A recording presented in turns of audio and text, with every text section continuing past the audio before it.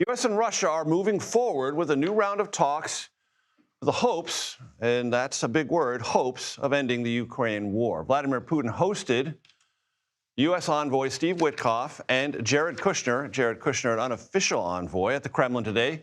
Putin has said the new U.S. plan could serve possibly as a basis for a deal to end the war, but he flatly rejects European counterproposals, saying they are, on his words, the side of war.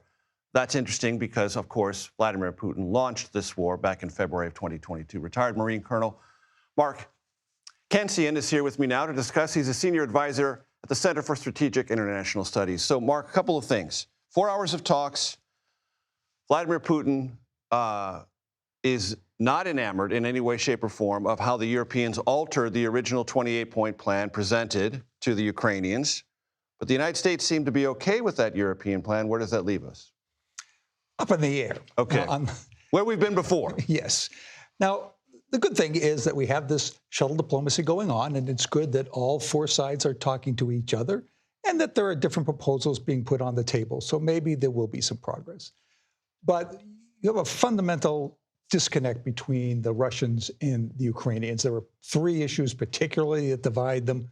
It's territory, it's the security guarantees for Ukraine, and it's the size of the Ukrainian armed forces. And I read in the Reuters dispatch this afternoon that Russia has effective control over 19% of Ukraine, about 45,000 square miles, up 1% from 2 years ago. They have basically been slogging through this stalemate, losing thousands of soldiers per month or even biweekly. Are the costs for Russia endurable forever?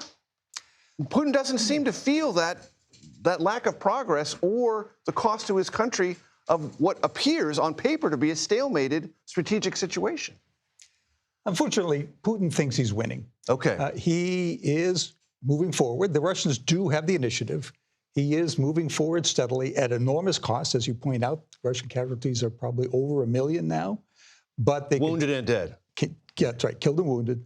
But they're continuing to move forward. And Russia also believes that time is on their side, that the United States and the Europeans will tire of the war, that President Trump maybe will push hard for a favorable settlement. So he sees very little reason to agree to anything short of his maximum objectives. It has often quietly been said for more than 2 years, Mark, that eventually the Ukrainians will have to give up some territory to Russia. It's just a matter of how much and under what conditions and with what kind of security guarantees about the remainder of Ukraine. There's some very hard details to work through there. Well, they are. The Ukrainians seem to be willing to accept a ceasefire along the current line of contact, that as long as it's regarded as a de facto ceasefire. In other words, this is where the boots are on the ground, but that they don't cede the territory. They don't. And they don't want international recognition legally for that in Russian possession. Exactly. The Russians will claim it, but they won't cede it. The Russians, of course, want additional territory. They want the rest of Donetsk province, about 25% of it. Ukrainians also want security guarantees, some tight security guarantees, a close relationship with NATO, and the Russians are insisting on no NATO membership whatsoever, no consideration of it ever. That's right, both on NATO's side, that NATO writes it into its treaty, and that the Ukrainians put it into their constitution. That's a non-starter for the Ukrainians, isn't it? Absolutely. And it would be a non-starter for any sovereign nation. It would be, particularly Ukraine, which recognizes that the Russians will probably come back at them and that they need to rebuild their military and get security guarantees from the outside. Mark, let me throw a strange thought at you. Would not the Russians, whatever territory they gain in any deal, risk the very difficult situation of an insurgency of Ukrainians still in that territory, sniping at them, attacking them in wildcat, guerrilla-type ways? I mean, it seems to me that the seeds for that are already been planted. The hostility Ukrainians express to the Russian invasion is almost indescribable in its hatred. Wouldn't an insurgency be something the Russians are basically condemning themselves to in that part of eastern Ukraine? It's possible.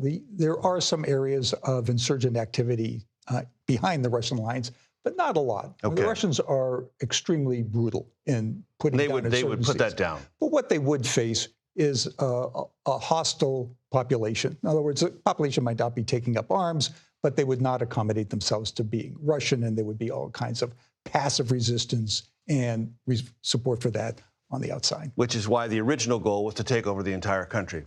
Exactly. Frustrated every step of the way by Ukrainians with the assistance of the United States and Europeans in various forms. Mark, I appreciate the time. Thanks so much. Thanks for having me on the show.